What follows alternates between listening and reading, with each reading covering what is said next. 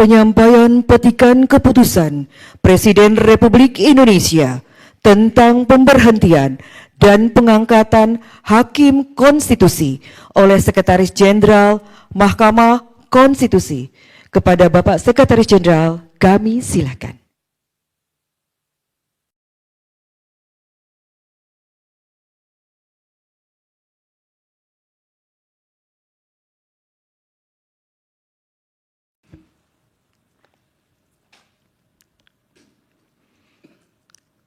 Petikan Keputusan Presiden Republik Indonesia nomor 9/P tahun 2026 tentang pemberhentian dan pengangkatan Hakim Konstitusi yang diajukan oleh Dewan Perwakilan Rakyat. Dengan rahmat Tuhan Yang Maha Esa, Presiden Republik Indonesia menimbang dan seterusnya, mengingat dan seterusnya, memutuskan, menetapkan dan seterusnya.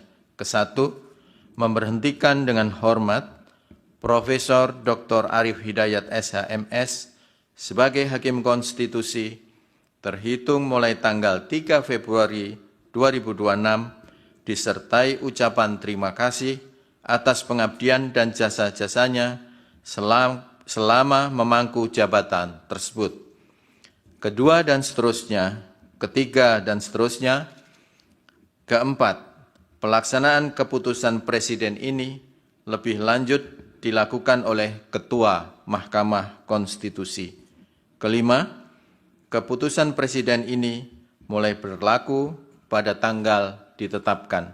Salinan dan seterusnya petikan, keputusan Presiden ini disampaikan kepada yang bersangkutan untuk digunakan sebagaimana mestinya. Ditetapkan di Jakarta pada tanggal 2 Februari 2026, Presiden Republik Indonesia tertanda Prabowo Subianto. Selesai.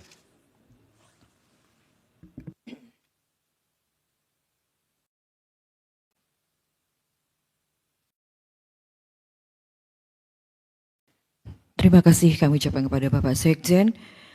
Pelepasan Galung Hakim Konstitusi Purna Bakti oleh Yang Mulia Ketua Mahkamah Konstitusi. Kepada Yang Mulia Ketua Mahkamah Konstitusi, disilakan.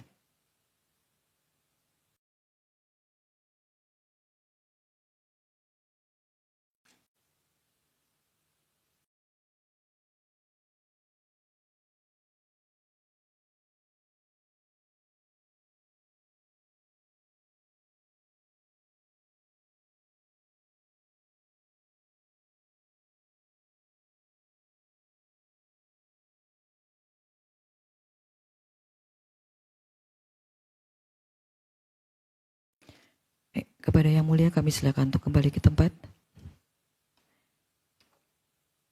Hadirin disilakan duduk kembali.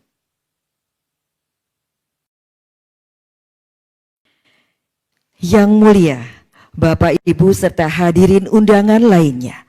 Selanjutnya marilah kita saksikan bersama penayangan video pengabdian Hakim Konstitusi Purna Bakti Profesor Dr. Arif Hidayat. Marilah kita saksikan bersama.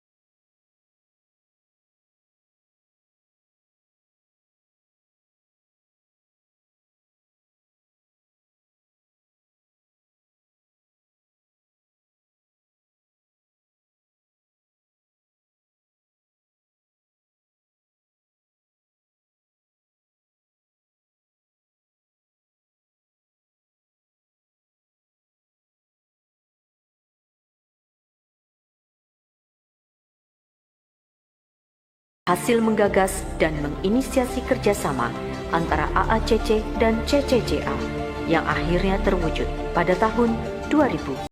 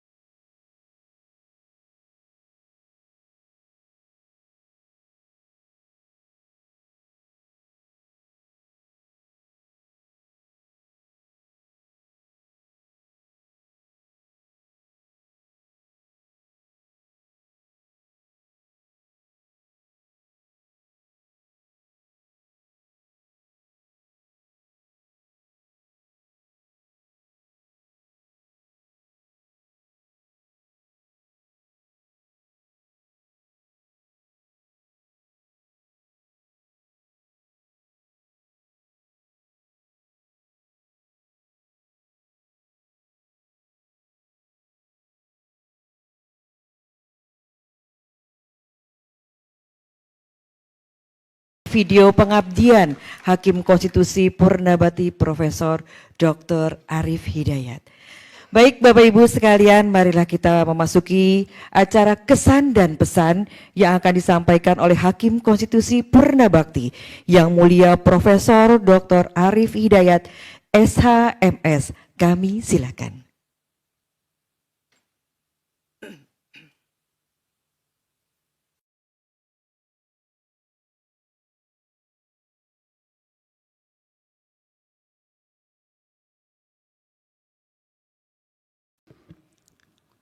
Bismillahirrahmanirrahim.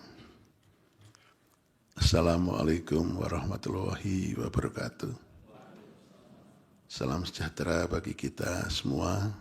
Om Swastiastu, Namo Buddhaya, salam kebajikan dan rahayu. Yang sangat saya hormati, Yang Mulia Bapak Ketua Mahkamah Konstitusi, Bapak Dr. Haji Soehartojo, beserta Ibu, Yang Mulia Bapak Wakil Ketua Mahkamah Konstitusi, Bapak Profesor Saldi Isra yang mulia, beserta Ibu, Yang Mulia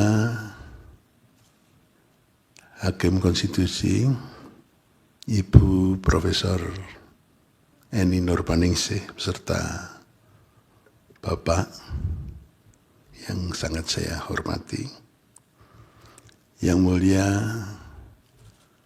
Bapak Dr. Daniel Smith, Viceroy, dan Ibu yang sangat saya hormati, Yang Mulia Bapak Ridwan Mansur, serta Ibu yang sangat saya hormati, Yang Mulia Bapak Profesor Guntur Hamzah, beserta Ibu yang saya hormati, dan yang terakhir Bapak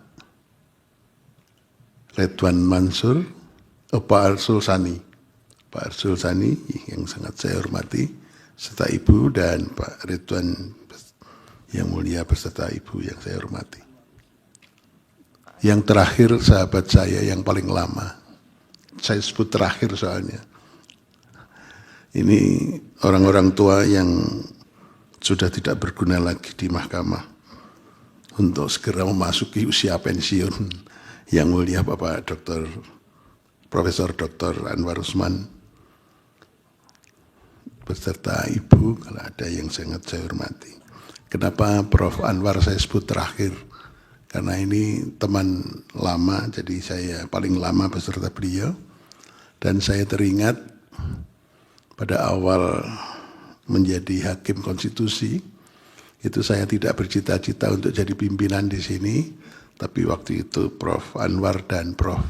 Haryono yang datang ke ruang saya, Prof. Arief supaya mau dicalonkan untuk menjadi wakil ketua Mahkamah Konstitusi. Berkali-kali beliau datang, akhirnya saya, ya karena ini amanah dari Pak Haryono, itu guru saya waktu S2 di UNER, kemudian juga dari Ustadz dari Bima yang mendorong, ya akhirnya saya bersedia untuk jadi pimpinan di Mahkamah Konstitusi. Bapak Ketua, Bapak para hakim dan Ibu, serta Bapak Ibu sekalian yang hadir, termasuk Bapak Sekjen, Bapak Panitra. Pada kesempatan yang berbahagia ini, saya mempunyai kesan yang luar biasa di mahkamah ini. Jadi pengalaman saya sebetulnya lebih banyak di perguruan tinggi sebagai dosen, tetapi dinamika kehidupan yang luar biasa itu terjadi di Mahkamah Konstitusi. Mulai dari dinamika yang sifatnya membanggakan, dinamika yang menyenangkan, dan dinamika dengan penuh kesedihan dan kepiluan juga terjadi di Mahkamah Konstitusi ini. Semuanya telah terlewati dalam waktu 13 tahun. Saya merasakan begini, ternyata manusia itu ada batasnya. Batas hidup, batas jabatan, batas karier, dan batas apapun juga. Manusia selalu ada batasnya.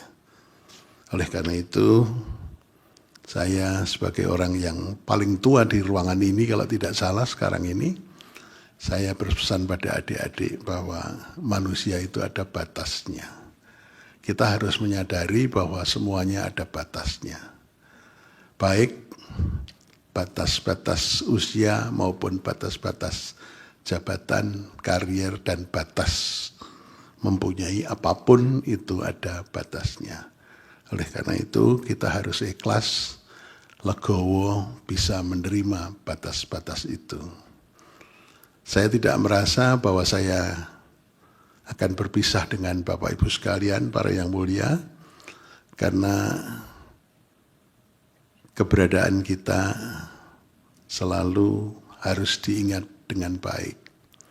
Dan saya merasakan menyelesaikan 13 tahun di mahkamah, saya merasa saya sudah melakukan yang terbaik selama yang saya lakukan selama 13 tahun ini, di mana saya semua sudah kita lakukan. Saya pernah menjadi anggota, kemudian menjadi wakil, menjadi ketua terpilih secara aklamasi 2 kali, dan kemudian menjadi anggota kembali. Itu bagi saya tidak ada bedanya, karena kita masih tetap bisa melakukan pengabdian sebaik-baiknya kepada mahkamah, kepada lembaga ini, kepada negara dan bangsa.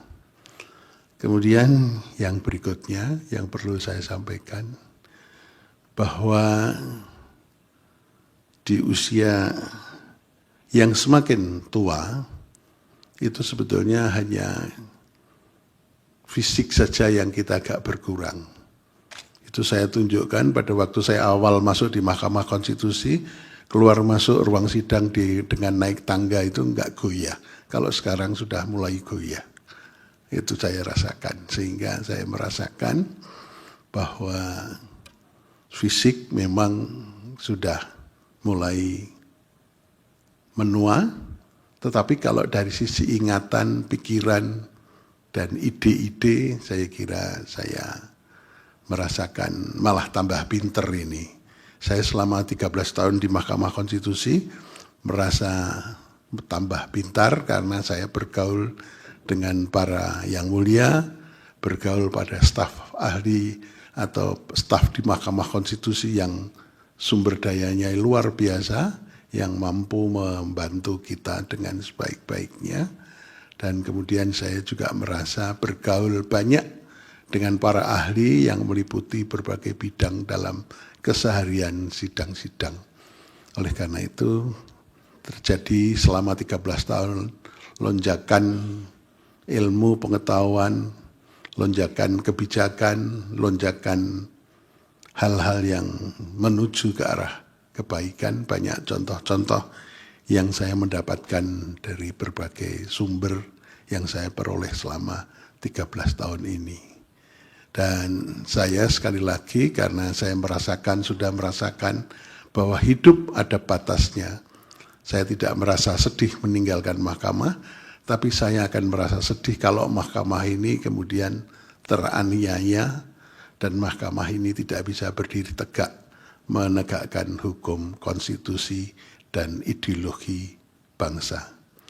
Sekali lagi saya pada kesempatan yang berbahagia ini mohon maaf kepada para yang mulia, para ibu, bapak yang mendampingi yang mulia, atau kepada seluruh staf yang ada di mahkamah ini, apabila selama 13 tahun ada hal-hal yang tidak berkenan, karena saya orangnya memang sejak dulu, kalau lihat foto-foto tadi, waktu zaman saya SMA itu preman kampus, itu makanya saya enggak ngomong juga seenaknya sendiri. Dan yang terakhir itu saya juga harus mohon maaf pada yang mulia Pak Daniel, karena Ibu Daniel saya mohon maaf, karena kalau RPH saya sering berguru secara kelewat dengan Pak Daniel. Kayak saya waktu itu saya juga sampai mengatakan begini, yang terakhir saya sangat ini Pak Ibu Daniel marah enggak ya? Saya pikir-pikir sampai 2 hari enggak bisa tidur, karena saya mengatakan waktu Pak Daniel usianya 60, ya Pak Daniel ulang tahun 60 kemarin ya. Saya bilang sama Bu Daniel, Pak Daniel itu harus diawasi, karena nakalnya laki-laki itu setelah usia 60 itu.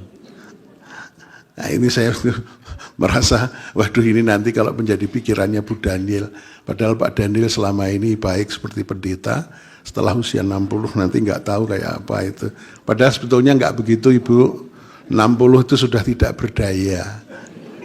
Jadi harus berpikiran tenang, nggak ada masalah. Dan nggak tahu kecuali Prof. Guntur. Tapi saya tahu Prof. Guntur karena sejak muda, Prof. Guntur itu juga sahabat saya sejak kita pernah bekerja sama pada waktu itu saya menjadi ketua tim penyusun silabi S2 nasional. Kemudian saya minta pada Prof. Aswanto, saya sudah menjadi ketuanya, berasal dari Indonesia bagian Barat. Saya mohon untuk bisa didampingi sekretaris dari Indonesia Timur.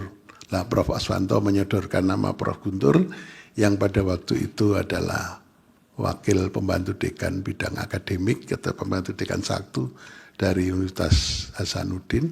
Kemudian kita sering bekerja sama. Akhirnya pada waktu MK membentuk Pusdik Pancasila dan Konstitusi membutuhkan pejabat, saya mengusulkan pada Pak Mahfud MD dan Pak Janet, itu Prof. Guntur bisa maju ke Jakarta. Tapi Prof. Ida ya?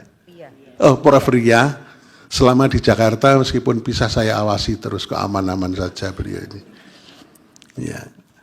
Dan kemudian pada waktu kita membutuhkan sekjen, saya juga menyampaikan pada Presiden dan Wakil Presiden, Prof. Guntur dibutuhkan untuk menjadi sekjen, akhirnya jadi sekjen. Jadi kariernya Prof. Guntur paling lama malah di Mahkamah Konstitusi, mulai dari Kapusdik sampai kemudian sekjen dan sekarang menjadi hakim. Oleh karena itu beliau termasuk orang yang lama yang berpengalaman di sini. Kemudian yang terakhir saya sampaikan, ini tadi sebelum saya turun, saya ditemui sahabat saya, Datuk Ilhamdi, bapaknya Ibu Leslie. Datang ke tempat saya khusus kita berdoa bersama untuk mendoakan bukan mendoakan pribadi masing-masing, tapi mendoakan negara Republik Indonesia ini supaya baik-baik saja untuk kepentingan anak cucu kita.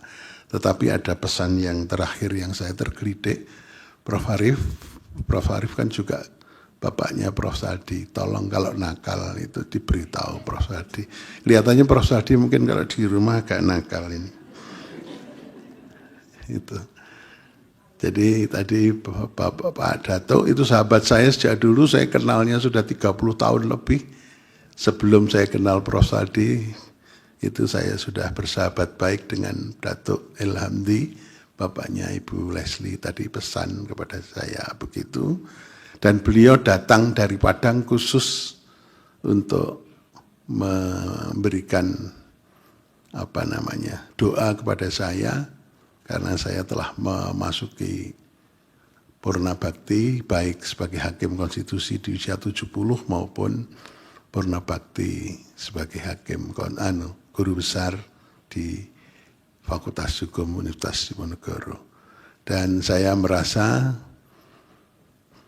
semuanya bagi saya indah, meskipun kadang-kadang ada hal-hal yang tidak indah pada waktu kita bergaul bersama selama 13 tahun. Tapi saya merasa banyak indahnya daripada tidaknya selama di Mahkamah Konstitusi.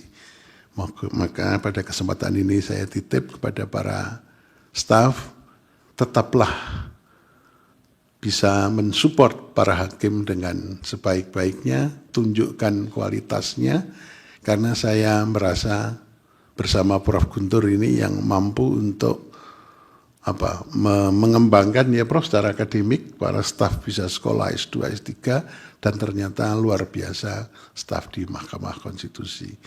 Kemudian tadi juga terpampang sedikit bagaimana saya dibantu beberapa tim sehingga mampu untuk memperkenalkan Indonesia di forum internasional. Saya nggak bayangkan sama sekali orang guru besar dari Semarang bisa berkiprah baik di tingkat nasional maupun di tingkat internasional. Sekali lagi saya mohon maaf, dan pada kesempatan yang terakhir saya terima kasih pada istri saya yang selalu mendampingi saya.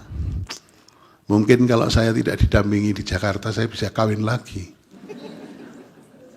Tapi karena istri saya selalu mengikuti saya terus, ya saya terpaksa menjadi baik.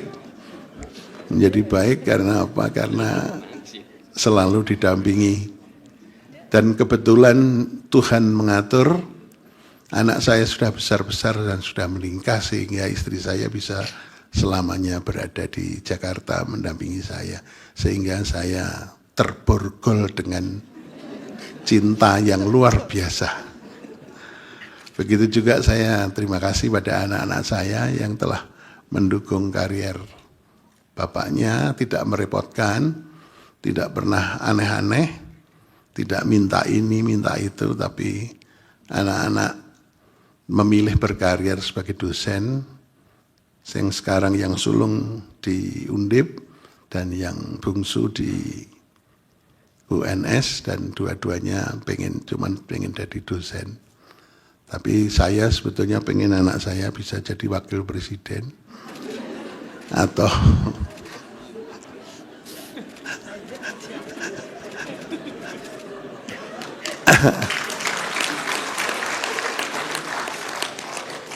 tapi tidak jadi kenyataan itu. Tapi yang lucu, anak saya yang bungsu setelah jadi dosen di UNS, anaknya yang kecil waktu melahirkan itu ada pilihan, bisa melahirkan di Semarang dan bisa melahirkan di Solo. Anak saya Angga mengatakan, "Pak, ini katanya sudah di USG, anak saya laki-laki, berarti cucu bapak nanti laki-laki.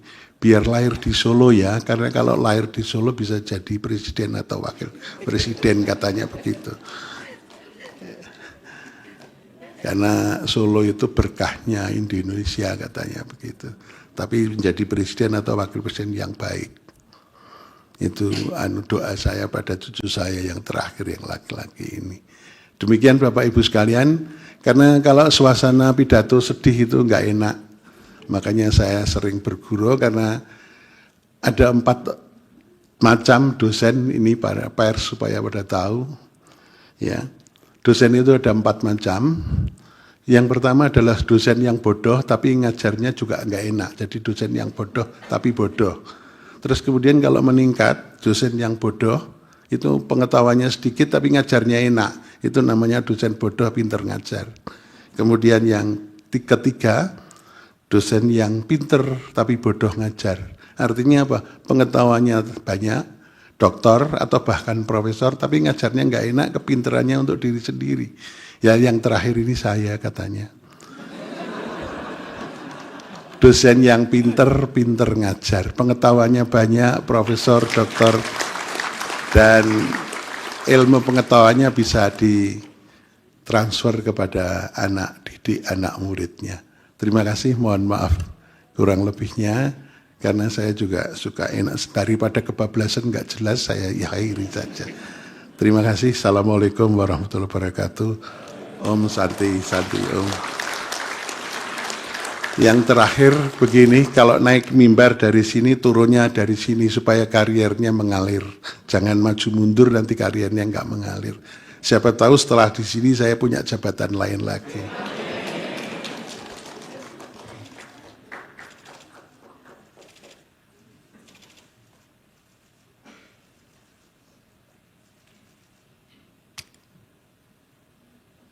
Terima kasih Yang Mulia Prof. Arief atas penyampaian kesan dan pesannya. Baik Bapak Ibu dan sekalian, selanjutnya marilah kita dengarkan sambutan Yang Mulia Ketua Mahkamah Konstitusi. Kepada Yang Mulia Ketua kami silakan.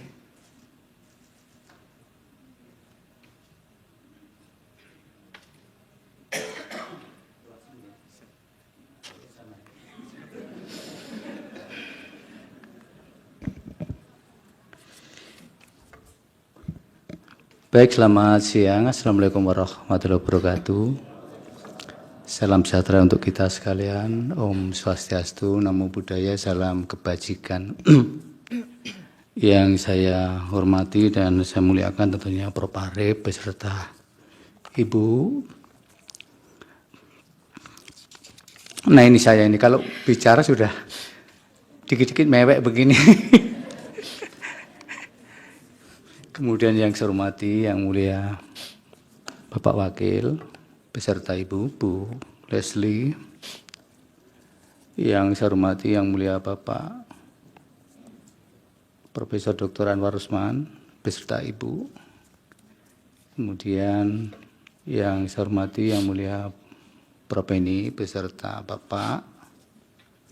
Yang saya hormati, Yang Mulia Bapak Daniel, beserta Ibu. Ini Pak Daniel banyak warisan dari Prof. Arief.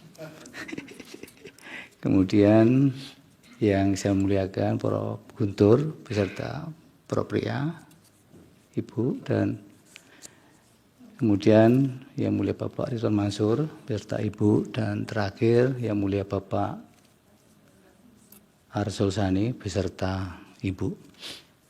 Kemudian yang saya hormati Pak Panitera beserta Ibu, Pak Sekjen juga beserta Ibu, kemudian para pejabat Mahkamah Konstitusi, Kepala Biro, Kepala Pusat, kemudian Inspektur dan para panitera muda, kemudian pejabat fungsional, struktural yang mungkin tidak bisa saya sebutkan satu persatu yang ada di ruangan ini, yang saya hormati semuanya, dan para staf, para pegawai yang saya banggakan.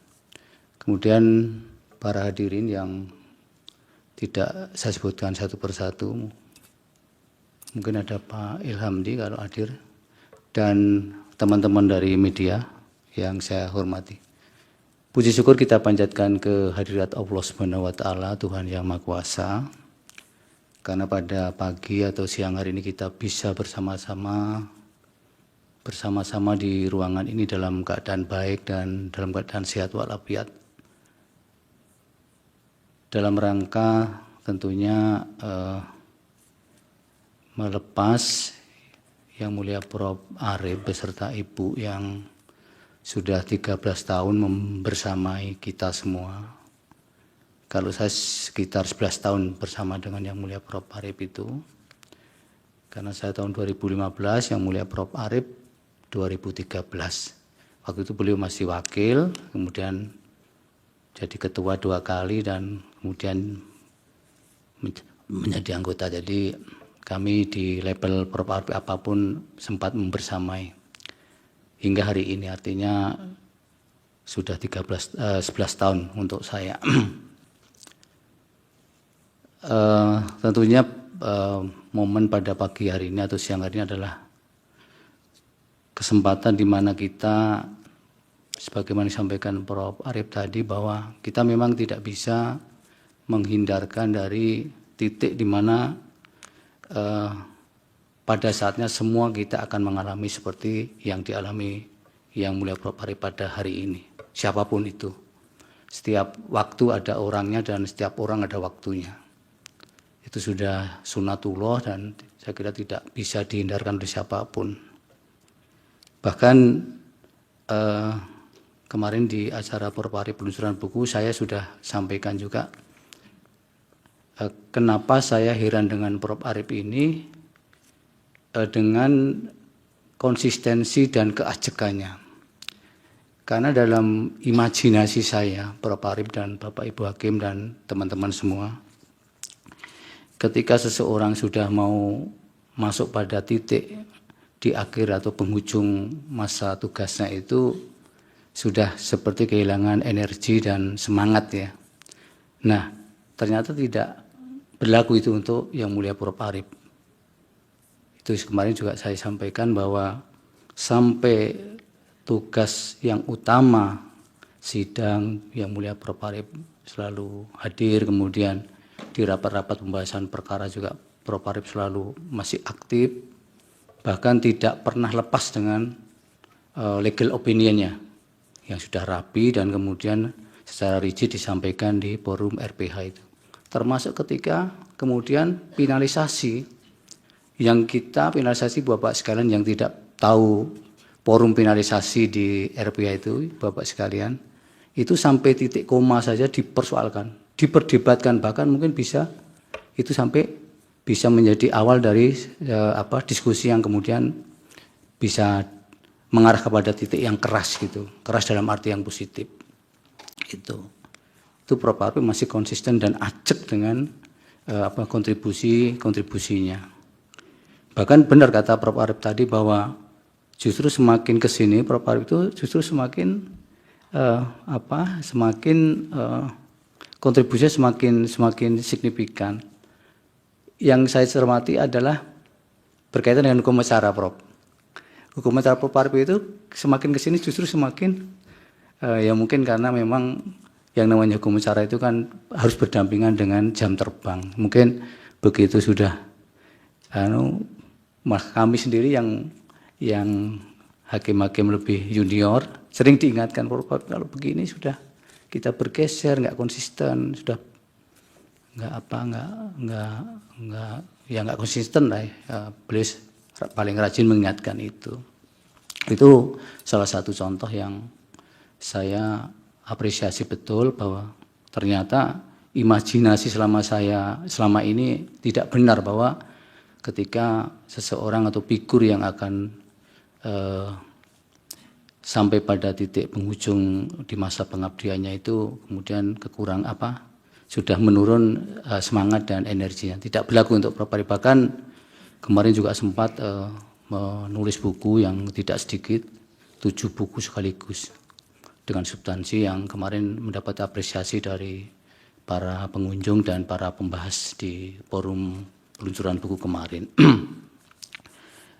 Itu kemudian selanjutnya Bapak sekalian, tentunya kami Prof. Arip dan Ibu, kami beserta jajaran Mahkamah Konstitusi, para hakim, Pak Wakil, kemudian para yang mulia dan Pak Panitera, Pak Sekjen dan jajarannya juga mohon maaf jika selama ini kami ada hal-hal yang tidak berkenan tapi tetap saya sebagaimana yang pernah saya sampaikan di forum yang berbeda bahwa apa yang pernah atau sering diingatkan Prof. Arip baik melalui Pak Panitera, melalui Pak Sekjen, bahwa Prof. Arip harus mengingatkan bahwa mengelola lembaga itu harus selalu konsisten, ajak dan lain sebagainya yang selalu diingatkan melalui jajaran kesekjenan maupun kepaniteraan. Insya Allah Prof. kami akan selalu ikuti dan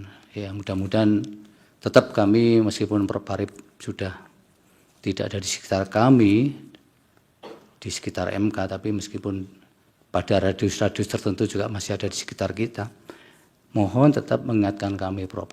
Tidak hanya Prof. Saldi melalui Pak Ilhamdi saja. Nah, saya kira kami pun juga masih tetap mohon diingatkan dengan berbagai petuah dan ilmunya Prof. Arip yang sebagian sebenarnya ditularkan Bu Daniel ke Pak Daniel, tapi saya kok nggak yakin kalau Pak Daniel ya pada hal-hal yang mungkin Pak Daniel bisa, tapi hal-hal lain mungkin ada juga yang hal-hal lain dan selebihnya Pak Daniel kok saya nggak yakin ada keberanian, Prof. itu tadi, tapi tetap Prof, saya mohon tetap kami diberikan bimbingan, diingatkan jika Prof melalui siapapun kemudian mendengar, mengetahui bahwa kami ternyata ada hal-hal yang ternyata tidak pakem atau tidak sebagaimana yang Prof Arif selalu pesankan kepada kami lembaga maupun kepada para hakim. Nah, tentunya ke depan juga kami selalu doakan beserta jajaran Mahkamah Konstitusi, Prof tetap sehat, tetap berbahagia bersama keluarga dan enjoy dengan jabatan yang baru, insya Allah nanti yang apapun yang akan Prof Arif jalani di masa-masa setelah hari ini nanti. Mungkin itu yang bisa saya sampaikan, Prof Arif dan Ibu dan Pak Wakil serta para hakim yang saya muliakan dan teman-teman semua. Mungkin tidak bisa lebih yang bisa saya berikan, tapi intinya bahwa Prof Arif tetap bagian dari keseharian kita meskipun tidak ada di sekitar kita lagi. Demikian, Assalamualaikum warahmatullahi wabarakatuh.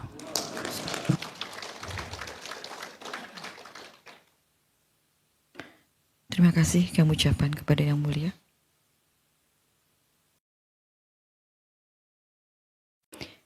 Yang Mulia, Bapak, Ibu, serta hadirin undangan lainnya. Selanjutnya marilah kita berdoa bersama yang akan dipimpin oleh Bapak PLT Panitra. Kepada Bapak PLT Panitra kami silakan.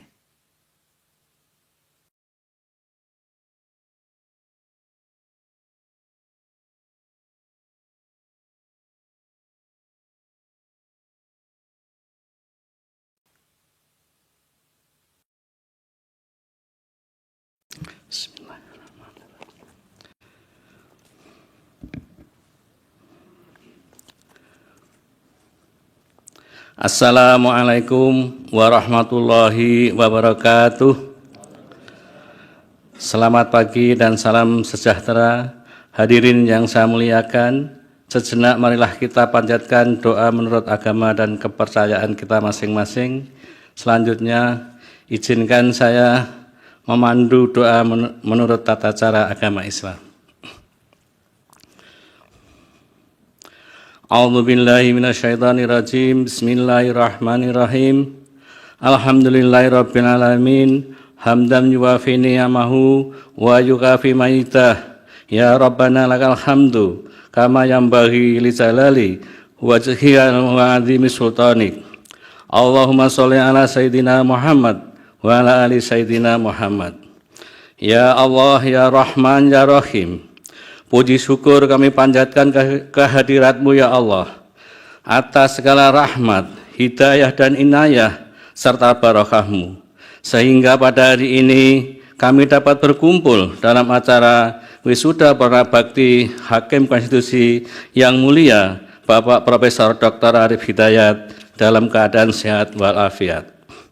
Ya Allah, ya Salam, Tuhan yang memberi keselamatan, berikanlah keselamatan, kesehatan, keberkahan kepada Hakim Konstitusi yang mulia Bapak Profesor Dr. Arif Hidayat yang telah menyelesaikan amanahnya di Mahkamah Konstitusi. Terima kasih atas dedikasi dan keadilan yang telah ditegakkan. Jadikanlah setiap putusan yang dijatuhkan didasarkan atas Al-Hakim ya Allah sebagai amal jariah yang terus mengalir. Ya Allah, ya Wali, Tuhan yang Maha Melindungi, lindungilah Mahkamah Konstitusi agar tetap menjadi benteng keadilan. Jadikanlah setiap hukum yang diputuskan menyerminkan Al-Hakam ya Allah, demi kemaslahatan bangsa dan negara, khususnya bagi seluruh keluarga besar Mahkamah Konstitusi. Ya Allah, ya Ghafur, Tuhan yang Maha Pengampun,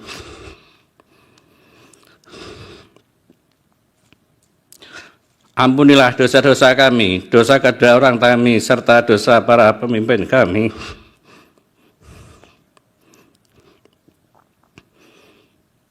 Rabbana atina fid dunya hasanah wa fil akhirati hasanah wa qina adzabannar. Walhamdulillahirabbil alamin. Wassalamualaikum warahmatullahi wabarakatuh.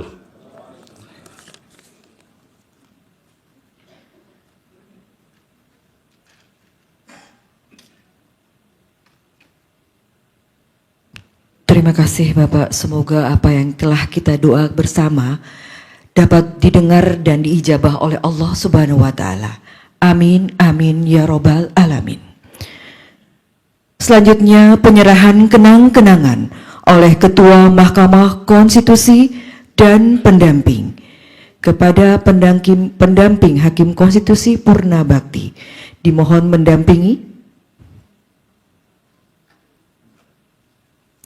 Kepada Yang Mulia Ketua Mahkamah Konstitusi dan pendamping, kami silakan.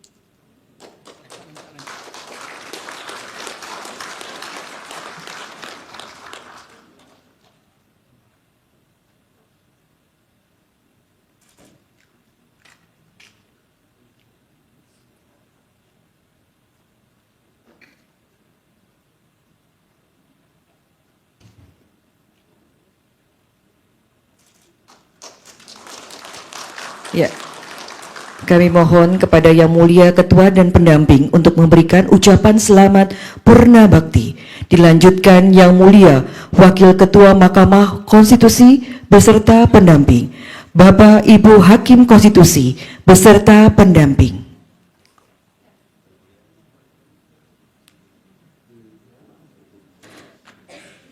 Setelah pemberian ucapan selamat, kami silakan kepada Yang Mulia Ketua Mahkamah Konstitusi beserta pendamping,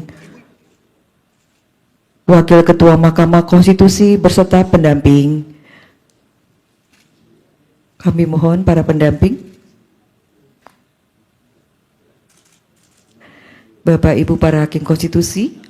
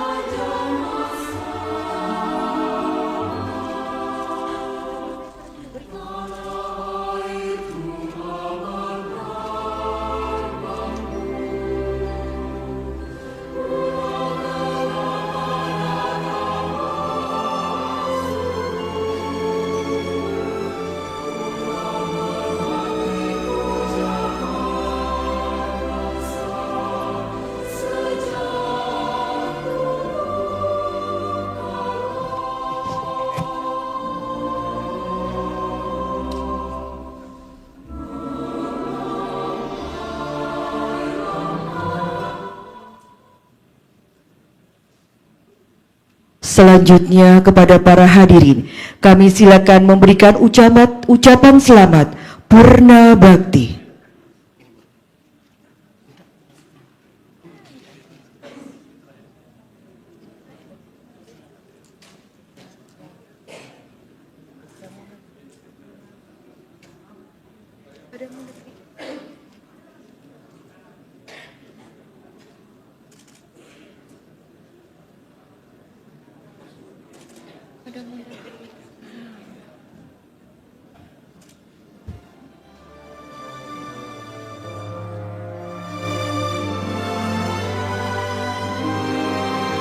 Iya, kami persilakan untuk mempercepat Bapak Ibu sekalian karena kita akan persiapan prosesi kirap.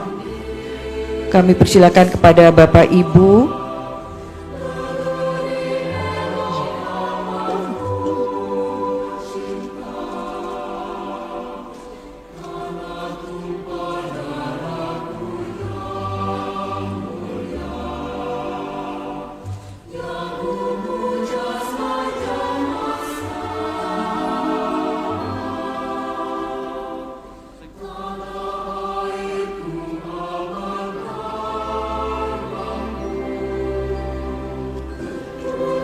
Kami persilakan kepada Bapak Ibu hadirin agak dipercepat.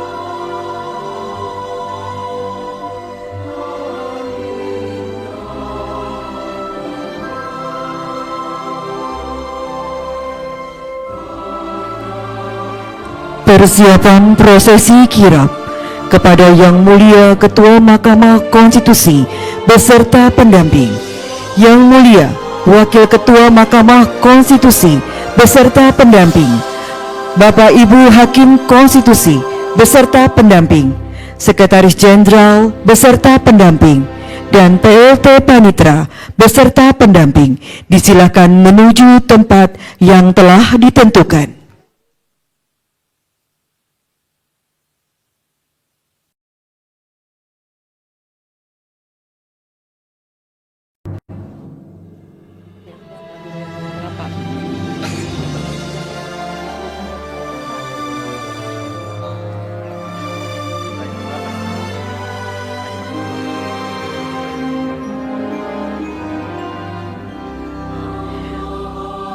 prosesi kirap wisuda Purna Bakti diiringi lagu Rayuan Pulau Kelapa menuju pilar gedung Mahkamah Konstitusi.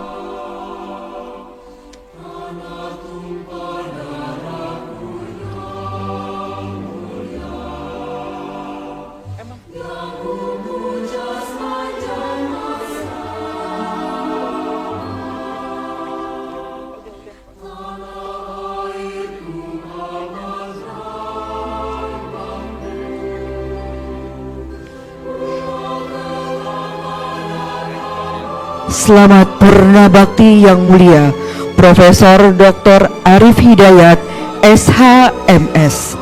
Terima kasih atas pengabdian Bapak selama 13 tahun ini di Mahkamah Konstitusi.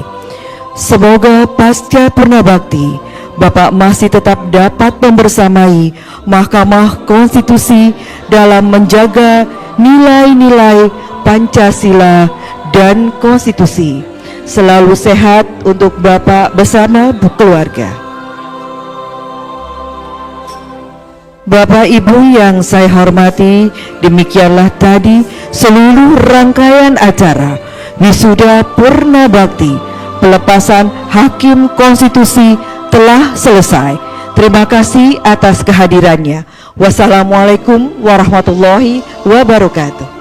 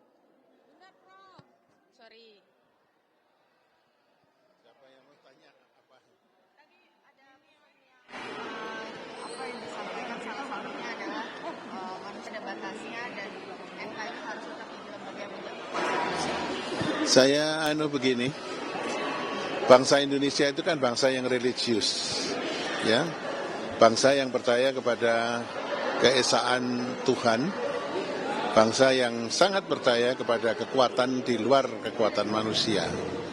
Berasal dari situlah maka kita sebetulnya sebagai bangsa yang hidup di Nusantara ini harus selalu mengetahui ada batas-batas manusia. Batas-batas itu apa? Tidak semuanya harus menjadi punya kita dan selamanya menjadi milik kita. Baik itu harta, jabatan, maupun kekuasaan harus ada batasnya. Dan kita harus bisa menerima pada satu titik itu kita harus memberikan kesempatan kepada yang lebih muda, memberi kesempatan kepada orang yang lebih mampu, jangan merasa diri kita mampu. Saya orang Jawa, saya mempunyai pendapat begini, insya Allah rumongso. Kalau tidak merasa bisa, ya kita nggak usah pengen apa-apa.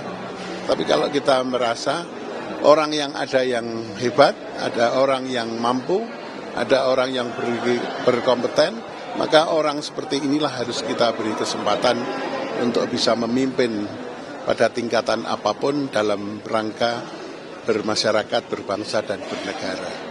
Jangan sok bahwa kita itu bisa memiliki semuanya, memiliki segalanya. Oleh karena itu jangan selalu menganggap diri kita lebih daripada yang lain. Kita harus mempunyai toleransi yang tinggi kepada semua saja, baik toleransi kepada dalam bidang agama dan keyakinan, toleransi kepada rakyat kecil, dan kita harus selalu memikirkan rakyat kecil. Itulah yang mestinya harus diemban oleh para pemimpin publik di Indonesia ini. Ya. Pak Agis nih sebagai penggantinya Prof di sini, melihatnya penetapan ini terlalu terburu-buru atau? Saya kalau itu tidak bisa berkomentar, tapi saya melihat begini. Mahkamah Konstitusi itu sudah punya sistem yang mantap. Sistem itu adalah sistem yang sangat terbuka, transparan, dan akuntabel. Kalau ada seorang hakim masuk menggantikan hakim yang lain, saya kira tidak bisa mengubah sistem yang sudah baik yang ada di Mahkamah Konstitusi. Dan malah orang yang berasal dari luar, yang kemudian masuk di dalam Mahkamah Konstitusi, dia akan terbawa pada sistem apa yang sudah dibangun oleh Mahkamah Konstitusi. Karena sistem yang dibangun oleh Mahkamah Konstitusi adalah sistem yang sangat transparan, akuntabel, dan bersifat kolektif kolegial. Kita tidak bisa menentukan sendiri-sendiri dan tidak sendiri-sendiri. Kita diikat oleh kesatuan kode etik, kesatuan moral, kesatuan hukum, dan kita pertanggungjawabkan kepada Tuhan yang Maha Kuasa. Jadi kita tidak bisa seenaknya. Kita harus ingat selalu bahwa keberadaan kita berhukum itu harus dipertanggungjawabkan kepada Tuhan yang Maha Kuasa. Saya melihat begini, di Indonesia itu konsepsinya, idealitasnya sudah sangat bagus, membuat hukum ada irah-irahnya demi keadilan berdasarkan ketuhanan yang Maha Esa, dan menegakkan hukum. Semua lembaga peradilan di Indonesia itu juga keadilan berdasarkan keadilan berdasarkan ketuhanan yang Maha Esa. Jadi kita semuanya tidak sekuler, tapi harus kita pertanggungjawabkan kepada Tuhan. Oleh karena itu, saya merasa dalam rangka menjalankan tugas kewenangan menjaga konstitusi, menjaga ideologi negara, harus disinari oleh sinar ketuhanan yang Maha Esa. Itu.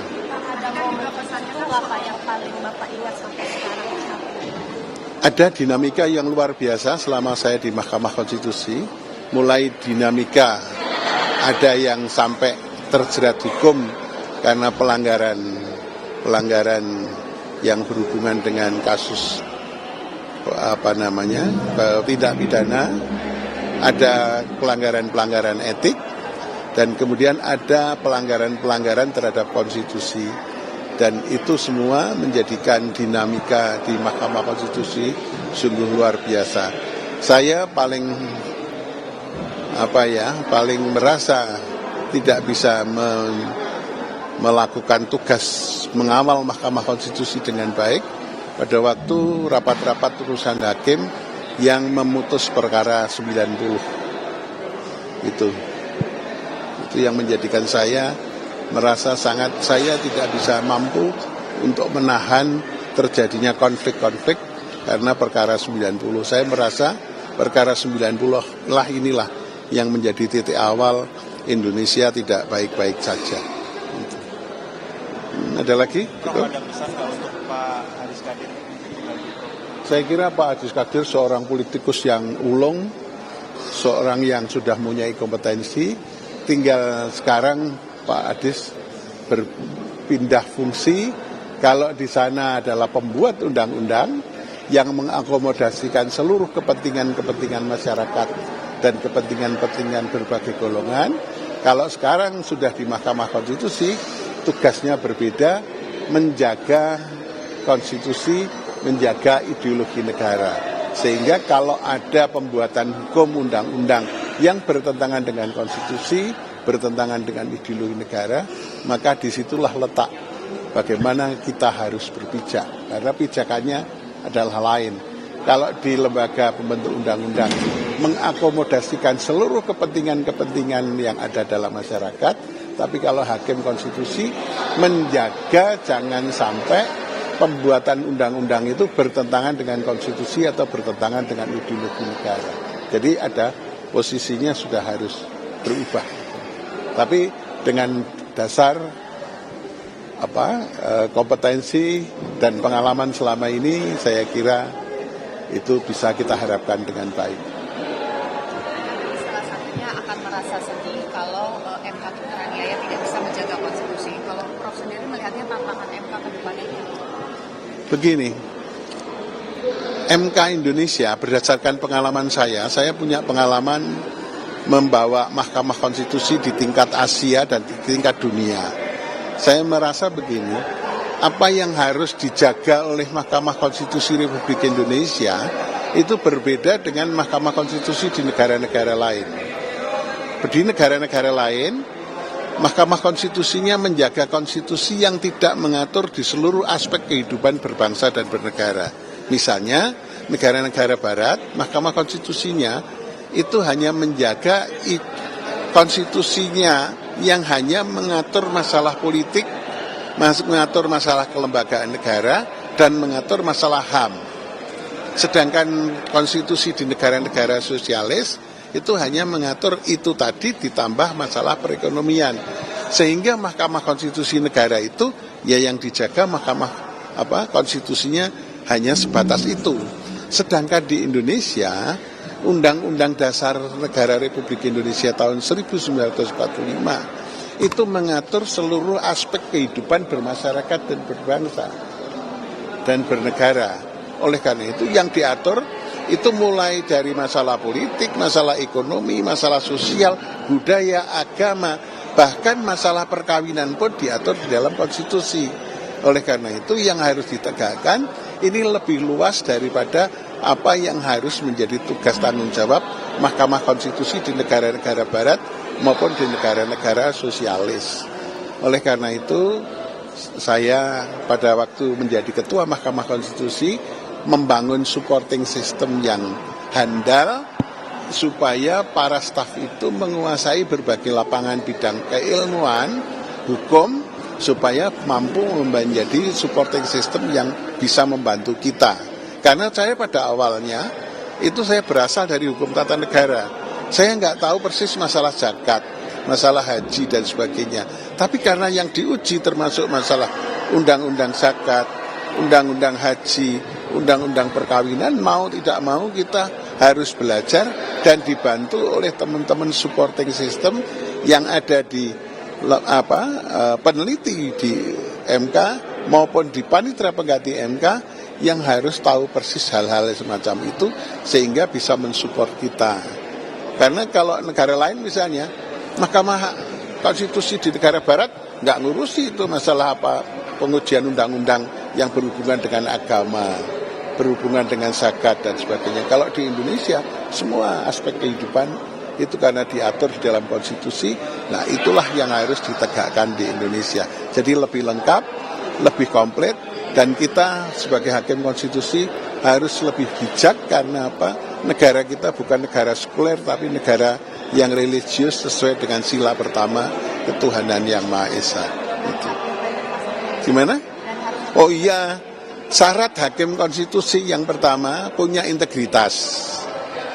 Yang kedua, dia punya kapabilitas. Yang ketiga, punya keberanian. Karena kita tahu bahwa Mahkamah Konstitusi adalah lembaga politik. Peradilan politik, Constitutional Court itu lembaga peradilan politik. Di satu sisi kita menegakkan hukum, undang-undang, konstitusi, di satu sisi yang lain berkaitan dengan masalah-masalah politik. Sehingga benturan antara hukum dan politik itu sangat mewarnai pada waktu kita memutuskan perkara-perkara di Mahkamah Konstitusi. Gitu. Ya, cukup? Cukup ya? Terima kasih ya. Ya, sukses semua ya. Saya berdoa untuk Indonesia yang lebih baik. Ya. Ya, ya.